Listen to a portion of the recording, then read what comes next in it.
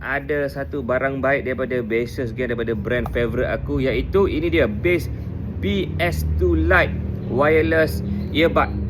Okay, so ini adalah salah satu earbud ataupun earphone yang sound dia sangat-sangat padu geng. Bass dia memang padu sebab nama pun Base BS2 Lite. So jom kita tengok unboxing dalam ni. Okay, let's go. Ada user guide ni. Dan yang penting, ini dia geng. Ni barang baik. Tengok solid geng. Nampak? Solid ada macam besi sikit. So cutting dia sangat-sangat kecil, sangat-sangat solid. Memang ngam-ngam geng kat telinga. Memang sedap.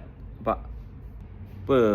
Memang padu geng. So siapa-siapa nak earphone ataupun earbud daripada Bases, okay, tekan link kat bawah. Barang baik geng.